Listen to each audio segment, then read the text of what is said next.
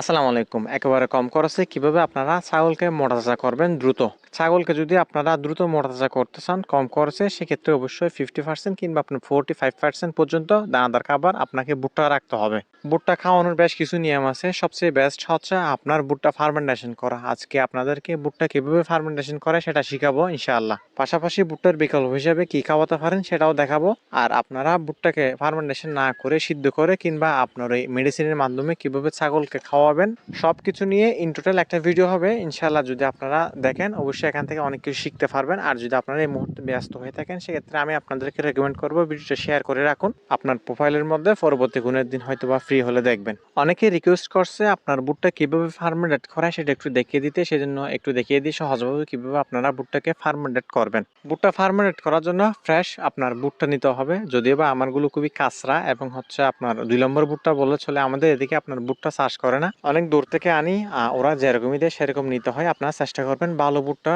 যখন ভুট্টা ফোকা খেয়ে ফেলবে দেখবেন যে ওখান থেকে অনেকগুলো পুষ্টি গুণাগুণ নাই হয়ে যাচ্ছে। সো সর্বোচ্চ দিয়ে চেষ্টা করবেন ভালো ভুট্টা নেওয়ার জন্য। এগুলো হচ্ছে আপনার মিলিং করতে হবে, ধান কিংবা আপনার গমের মতো এরকম করে ছোট ছোট ভেঙে ফেলতে হবে। আর একটু ছোট হলেও সমস্যা নাই, কিন্তু একেবারে আটার মতো করা যাবে না, যেহেতু আপনি এটাকে ফার্মেন্টেড করবেন। সবচেয়ে বেস্ট হয় আপনার ওই সাগুর মতো ছোট ছোট কণা করলে ওটা খুব ভালো হয় আর কি। এরপরে একটু আপনারা ভিজিয়ে রাখবেন। তারপর হচ্ছে আপনার 1 কেজি ভুট্টার জন্য 2 থেকে 2.5 গ্রাম পর্যন্ত ইস্ট এখানে ইউজ করতে পারেন। ইস্ট অনেকে চিনে না কিংবা আপনার কোথায় পাবেন সেটাও জানেন না। ইস্ট পাবেন হচ্ছে আপনার মুদির দোকানে। এটা সবচেয়ে বেশি ব্যবহার হয় আপনার ওই বেকারিতে। সো এটা আপনারা মুদির দোকানে গেলে খুব সহজে পাবেন। এখানে হচ্ছে আপনার পরিমাণ মতো কিছু নালি কিংবা সিটাগুড় অ্যাড করবেন। নালি কিংবা সিটাগুড় কেন অ্যাড করতে হয়, কারণ হচ্ছে কোনো মিষ্টি জাতীয় জিনিস যখন আপনি ইস্টের সাথে অ্যাড করবেন এটা খুব তাড়াতাড়ি অ্যাক্টিভ হবে। এগুলো অ্যাড করার পর ভালো করে মেখে তারপর একটু পানি দিয়ে কিছুক্ষণের জন্য ছেড়ে দিবেন। এবার হয়তো অনেকে জিজ্ঞেস করতে পারেন যে নালি কিংবা সিটাগুড় এখানে কি পরিমাণ দিব। আসলে এগুলো হচ্ছে কোনো পরিমাণ নাই, আপনারা একটু করে দিলে হবে।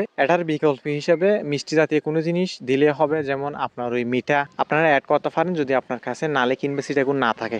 এবার এটাকে কিছুক্ষণ ফেলে রাখবেন। একটু ভালো করে লক্ষ্য করলে অবশ্যই দেখবেন নিচ থেকে কিভাবে ইস্টগুলো একেবারে ফুলে উঠতেছে। যখন এরকম আপনার ওই ফুলে ওঠা শুরু করবে তখন মনে করবেন যে আপনার ইস্ট অ্যাক্টিভ হওয়া শুরু করছে। যদি পুরোপুরি সম্পূর্ণভাবে ফুলে যায় তাহলে এটাকে আপনারা ভুট্টার মধ্যে ঢেলে দিয়ে ভুট্টাটা ভালো করে মিক্স করে নিতে পারবেন। অনেকে কি করে মনে করে যে ইস্টটা কোনো রকম ঢেলে দিলে হইলো, আসলে এরকম না, আপনাকে ভালো করে মিক্স করতে হবে। ভুট্টাটা ফার্মেন্টেড করার পর এত বেশি সফট হয়ে যায় আপনি চাইলে ভুট্টাটা আপনার ওই আঙ্গুল দিয়ে ভেঙে ফেলতে পারবেন। কিন্তু যদি ভুট্টা ফার্মেন্টেড করার আগের দৃশ্যটা আপনাদেরকে দেখা কিনবে শোনায়, ওই ভুট্টাগুলো আপনারা দাঁতে কামড়িয়ে পর্যন্ত ভাঙতে পারবেন না। কিছু কিছু ভুট্টা এত বেশি শক্ত হয়, শক্ত হওয়ার ফলে ছাগল এটা খুব একটা ভালো করে ডাইজেস্ট করতে পারে না, পাতলা পায়খানা হয়, পেট ফেঁপে যায়, ছাগল অনেক বেশি অসুস্থ হয়ে যায়। তবে হ্যাঁ, খাবারের মধ্যে যদি আপনারা 20% কিংবা 25% ভুট্টা অ্যাড করেন সেক্ষেত্রে ভুট্টা ফার্মেন্টেড না করলে আপনার তেমন কোনো আহামরি সমস্যা হবে না আমার মনে হয় পার্সোনালি। আর যখন আপনি ছাগলকে খুব দ্রুত মোটাসোটা করতে চাইবেন তখন ভুট্টার পরিমাণ অনেক বেশি বাড়া দিতে হবে, প্রায় 50% কিংবা 45% কিংবা আপনার 40% ভুট্টা দিতে হবে।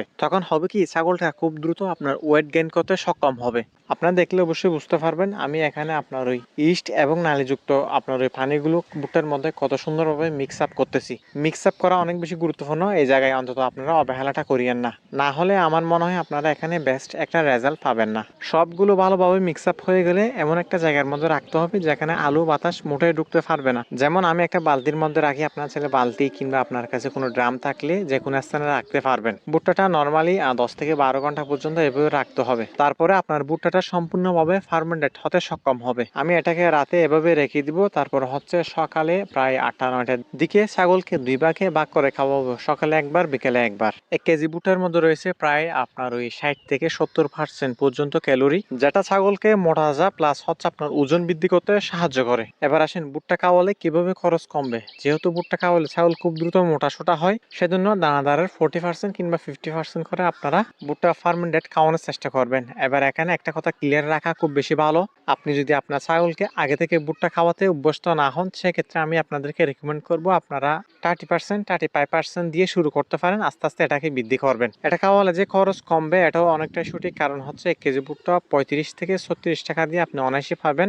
যেখানে ভুট্টা উৎপাদন হয় সেখানে হয়তো আপনি 25-26 টাকা কেজিতে একবার পেয়ে যাবেন। যেখানে 1 কেজি ভুট্টার দাম হচ্ছে 25-26 টাকা, সেখানে অন্য অন্য দানাদার দাম হচ্ছে আপনার আকাশ ছোঁয়া চললো বলে, যেমন আপনার ওই গমের ভুসি, অ্যাঙ্কারের ভুসি এগুলো হচ্ছে প্রায় 60 টাকা প্লাস। এখন হচ্ছে আপনার ওই সোয়াবিন কয়েল পাওয়া যাচ্ছে না, যেগুলো পাওয়া যাচ্ছে 90 টাকা 95 টাকা। যদি আপনি এখানে খাবারের ব্যালেন্স ঠিক রেখে দানাদার দিতে পারেন, দেখবেন যে ছাগল অটোমেটিক মোটা হওয়া শুরু করছে। তবে হ্যাঁ, খাবার খাওয়ানোর আগে থেকে আপনাকে কৃমিনাশক করায় রাখতে হবে। আরেকটা কথা, সেটা হচ্ছে আপনার ছাগলটা সুস্থ সবল থাকতে হবে। কিছু কিছু ক্ষেত্রে আমরা যেভাবে বলি সেভাবে মোটা তাজা হয় না। তার কারণ কি? তার অন্যতম কারণ হচ্ছে আমরা ছোট ছাগল নিয়ে ফেটেনিং করি। মায়ের দুধ ছাড়ার পর ছাগলগুলোকে নিয়ে আমরা ফেটেনিং করতে চাই। ওইগুলো যেহেতু এখনো বাচ্চা, ওদের গ্রোথ খুবই স্লো। ফেটেনিং করার ক্ষেত্রে সবচেয়ে বেস্ট হচ্ছে আপনার ক্রসের কিছু খাসি ছাগল নিয়ে আনবেন, বয়স 1 বছর প্লাস কিংবা 1 বছরের কম, এরকম ছাগল নিয়ে ফেটেনিং করলে আশা করি ভালো রেজাল্ট পাবেন। ফেটেনিং করার ক্ষেত্রে একটা জিনিস সবসময় মাথায় রাখবেন, আপনি ছাগলকে বড় করবেন না, আপনি ছাগলের গায়ে মাংস ধরাবেন। যেমন আপনি একটা ছাগল কিনে নিয়ে আসলেন যেটার বডি ওয়েট হচ্ছে আপনার বর্তমানে 16-17 কেজি। আপনি দেখতেছেন ছাগলটা 40 থেকে 45 কেজি পর্যন্ত বডি ওয়েট গেইন করতে সক্ষম হবে। 2 দাঁত কিংবা 4 দাঁত বয়স ছাগলটার। আপনি ওইটা এনে যদি ভালো খাবার দেন, দেখবেন 3 মাস 4 মাস পালন করার পর প্রায় ডবল কিংবা ডবলের সাথে বেশি হয়ে যাবে। 15-16 কেজি বডি ওয়েট যদি আপনি কিনে নিয়ে আসেন, দেখবেন যে 3-4 মাস পালন করার পর ওইটা 40 কেজি 45 কেজি হয়ে যাচ্ছে। এবার আমি আপনাদেরকে একটু খাবার রেশিওটা দিই। আমি প্রায় 40% 45% পর্যন্ত দানাদারের মধ্যে ভুট্টা অ্যাড করে থাকি, আর 20% সোয়াবিনের কোয়েল, হালকা আপনার ওই অ্যাঙ্কারের ভুসি, গমের ভুসি। ফেটেনিং করার ক্ষেত্রে একটা জিনিস খুব বেশি দরকার, সেটা হচ্ছে ছাগলের মুখের রুচি সবসময় ঠিক থাকতে হবে, এবং আমি যে সমস্ত খাবারগুলো দিব সেগুলো তার শরীরে যাতে সঠিকভাবে শোষণ করতে পারে এই ব্যবস্থাতে করতে হবে। সেজন্য আমি সপ্তাহে 2 থেকে 3 দিন আপনার ওই বায়োগার্ডটা অ্যাড করি, যেখানে রয়েছে আপনার probiotic, prebiotic, enzyme, amino acid, অনেকগুলো উপাদান রয়েছে যেগুলো হচ্ছে আপনার ছাগলের মুখের রুচি প্লাস হচ্ছে আপনার হজম শক্তি বৃদ্ধি করে। আপনারা মোটা তাজা যদি করতে চান, অল্প সময়ের মধ্যে এটা রাখার চেষ্টা করবেন, এটা খুব ভালো রেজাল্ট দিবে। আর পাশাপাশি অবশ্যই মিনারেল মিক্সার অ্যাড করতে হবে। মোটা তাজা করার ক্ষেত্রে মিনারেল মিক্সারের অবদান অনেক বেশি, যেটাকে আমরা অনেক বেশি অবহেলা করি। মিনারেল মিক্সারের মধ্যে অনেকগুলো উপাদান থাকে, জিঙ্ক থাকে, ক্যালসিয়াম থাকে, ফসফরাস থাকে, আরো অনেকগুলো উপাদান থাকে যেগুলো বলতে গেলে হয়তো ভিডিও অনেক বেশি লম্বা হয়ে যাবে।